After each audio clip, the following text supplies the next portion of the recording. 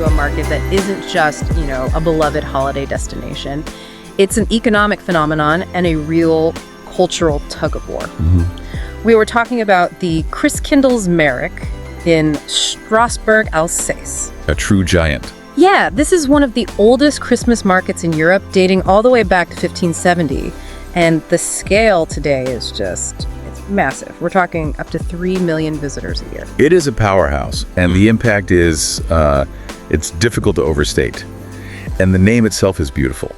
Christkindelsmärik, it means Market of the Christ Child in the Alsatian dialect. Right. For centuries, it stood alone as the sole significant Christmas market in France. Yeah. And while you might focus on the twinkling lights, the city is focused on the balance sheet. Of course. Estimates suggest it generates a direct profit of about 16 million euros for Strasbourg. Wow. And maybe even more incredibly.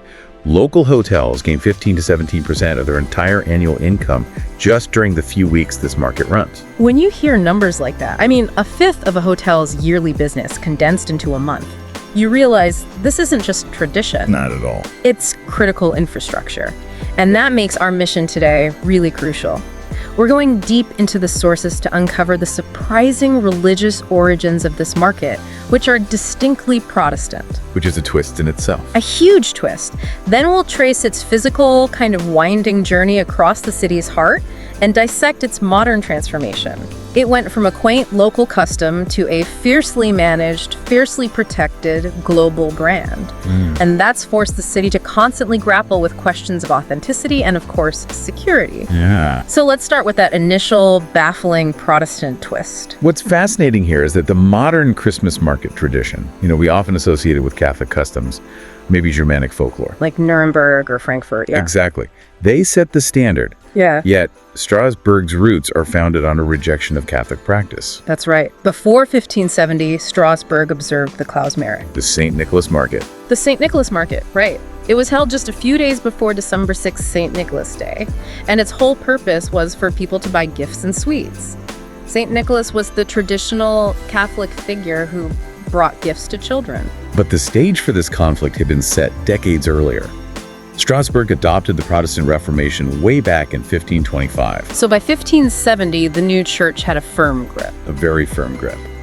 And this brings us to a key figure, Pastor Johannes Flinner. He stood in the cathedral pulpit that year and launched a broadside against the St. Nicholas tradition. And the sources are really clear why. Honoring a saint with that central, joyous role of gift-giving was deemed papist. Yes, completely. The reformers wanted to sideline the cult of the saints and instead focus all devotion squarely on Christ. So Flinner just proposes a change. He does. He proposed that the symbolic mission of gift-giving be transferred to the Christkindl, the Christ child, and that the date be shifted to Christmas Eve. And what's amazing is how quickly this was all implemented. So how did they manage to enforce that? Was there local resistance? Well, the governing body of the city at the time, the Council of Alsace, think of it as the High Council or City Parliament, they responded almost immediately. Oh, wow. They issued a decree on December 4th, 1570, and it suppressed the St. Nicholas tradition entirely. But they kept the market. They did. Recognizing the commercial necessity, they pragmatically allowed the merchants to keep their market stalls open for the 3 days leading up to the original date. So the city's leadership, this Council of XXI, they kept the commerce, but they fundamentally weaponized theology to change the timing and the ideological sponsor. That's a perfect way to put it. The market's name officially changed to the Christkindelsmärik, and the date for gift giving was locked into Christmas Eve. This is why the Strasbourg market is so historically unique. One of the oldest pre-Christmas market traditions in Europe wasn't founded on medieval Catholic tradition. No, it was essentially launched by the Protestant Reformation, specifically to sideline saint worship. It's a foundational irony that defines this entire cultural institution. In the early marketplace, it was less about tourist souvenirs and more about essential seasonal goods. Oh, absolutely. The initial wares really reflected an annual fair. It drew distant merchants to sell necessary items, dolls, toys, gingerbread sweets, and importantly, the specialized ceriers or wax candle makers. These were real, functional annual purchases. Okay, so that sets the stage for the market's purpose. Now let's track its actual path, because you said the market has never been static. No, not at all. The theological landscape changed its purpose, but where did people actually go to experience it over all those centuries? Well, the physical location really tells the story of Strasbourg's political and social shifts. It started in the heart of the city, right near the cathedral on the Fraunhof. Which is now the Place du Château. Exactly. Then, as the city modernized, it was moved to the Place d'Armes, the area we now call the bustling Place Kléber, from around 1830 to 1870. And then, of course, geopolitical events intervened, as they so often do in Alsace. Absolutely. Following the Franco-Prussian War and the annexation by the German Empire in 1871, the market moved once more, settling into the Place Broadly. And that's still a central site for the market today. It is, yeah. Though it's worth noting how fragile these traditions could be.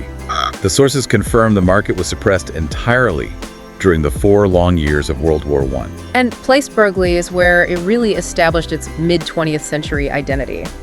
The sources paint this really beautiful picture of the 1960s market. Oh, they do. It was still exclusively for the Strasbourgeois, the locals, doing their required Christmas shopping. This wasn't, a leisure activity. It was essential. It was an immersive local event. The smells and sights were dictated by local producers. You had the Confiserie Orientale selling those wonderful rare treats like Zouk nougat, which is a type of halva, Oh, I know what that is. and sweet sliced coconut that vendors kept constantly moistened. It was the only place to find certain seasonal delicacies. And the true Alsatian specialties. I mean, the comforting scent of Le Gaufre Lorraine, the enormous gingerbread mountains from Gertwiller, Yes. and the pralines being stirred right there, and enormous copper cauldrons just steaming in the winter air. And those goods, despite the Protestant shift centuries earlier, they still often featured images of Santa Claus. So, local tradition sort of quietly bypasses the central edicts. It often does. And the decorations were intensely regional. You'd find classic silver glass bowls, the ornaments, many imported from Bohemia. But you'd also find the unique, non-breakable glass balls produced right in the Vosges mountain villages. Like Gossenbruck and Meisenthal. Exactly.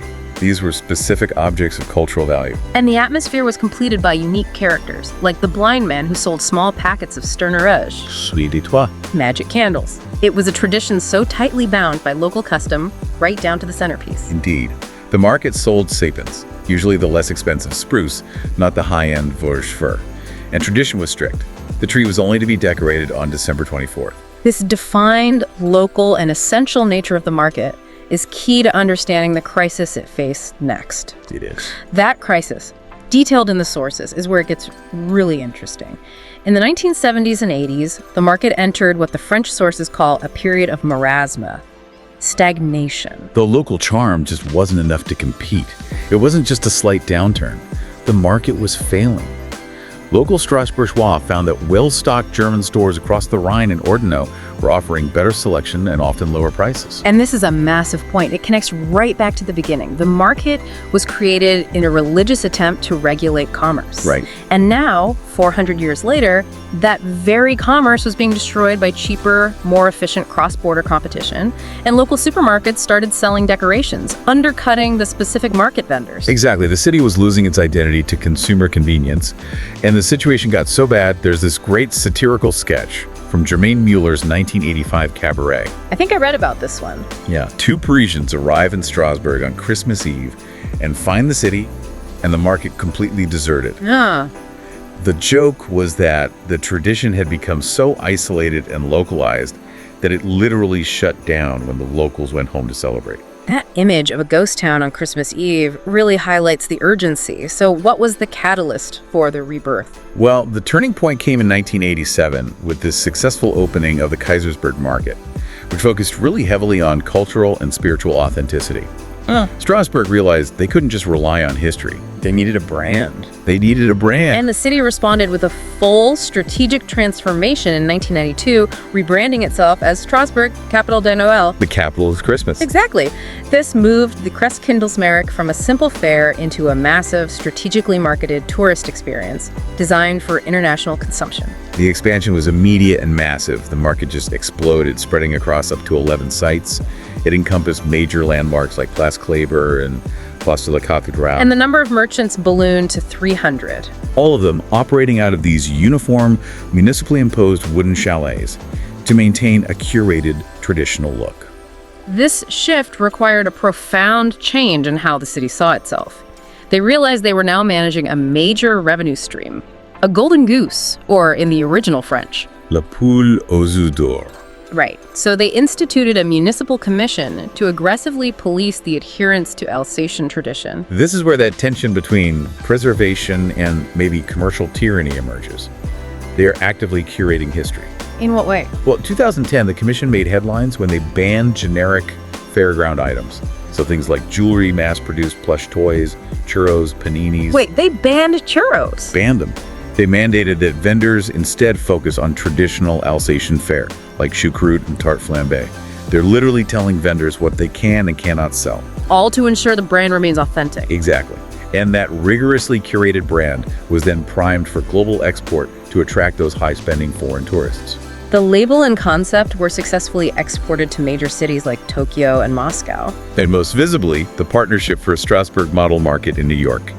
The connection was made explicit when the Madison Square Garden Christmas tree was decorated in 2014 by Antoinette Flimlin. Strasbourg's former long-serving city decorator. The very same. They were exporting the specific look of the Alsatian Christmas. It's a remarkable economic turnaround story, but we have to circle back for the listener. What is the cost of this success? You mentioned the hotels earlier. The cost is steep for the visitor. The sources highlight that the success is so acute that hotel prices in the region increased by an average of 78% during December. 78%. The high demand from 3 million visitors just drives prices up dramatically.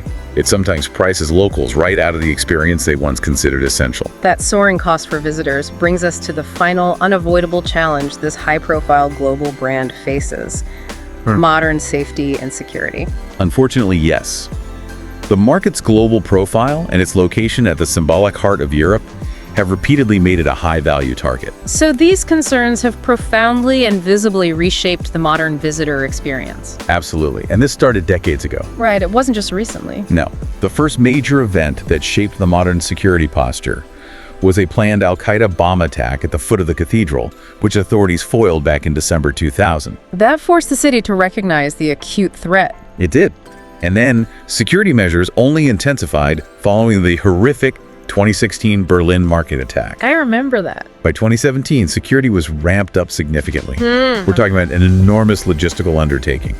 17 checkpoints, 140 agents filtering access to the Grande. The historic central island of the city. Yes. It effectively turned the entire city center into a massive, fenced-off pedestrian zone. And then tragically, the city endured its own terrorist event. The shooting and stabbing attack on December 11th, 2018, which killed 5 people. Horrific. This led to further intensive reinforcement, creating what the sources describe as a hermetic zone. For instance, in 2019, all Center City tram stations were closed between 11 a.m. and 9 p.m. during market hours. Forcing people to approach the core solely through filtered entry points. That's right. The public response, despite the undeniable need for safety, has been mixed, hasn't it? When you turn a city center into a fortress, it changes daily life for a resident. It creates that intense push-pull tension we keep coming back to. And you see this tension reflected in December 2019. A petition garnered over 1,500 signatures from 6 associations. What were they protesting? The commercial and security excesses, and what they specifically called the bunkerization of the city center. The locals are feeling the weight of the global brand. It's the constant dilemma, protecting the golden goose while trying not to stifle the very spirit that made it successful in the first place. Yet, despite all these modern changes, the visual anchor remains that massive Great Christmas tree on Place Kleber. Traditionally imposing, yeah. Reaching up to 35 meters or 115 feet high. That tree stands as a beacon for the millions who visit. So, what does this all mean? The Christkindelsmärik is this incredible cultural institution, defined by an almost unbelievable journey. It was born out of 16th century Protestant reform, it survived annexation and economic failure, and now it's rigorously branded and fiercely managed for 21st century global tourism. All while navigating these extreme security threats, it is a story of constant radical adaptation where the original religious purpose has been completely superseded by economic necessity and security realities. And the central, ongoing challenge for Strasbourg, the self-proclaimed capital of Christmas, is finding that perfect equilibrium. They achieved global recognition. They were named Best Christmas Market in Europe 2014. Which is a huge deal. A huge deal. But the friction between commercial success, global branding, and maintaining genuine Alsatian authenticity is a challenge that never ends. And it raises an important question. Given the immense pressure to generate revenue and ensure safety, How far can a city push this commercial model before a centuries-old tradition becomes unrecognizable to the locals who founded it, before it loses its signature scent of wood smoke and vin chaud? And here is a thought for you to explore on your own as you reflect on this deep dive. Traditionally, the market rigorously adhered to its original Protestant purpose. It closed down entirely on Christmas Eve so the Strasbourgeois could celebrate at home. Right.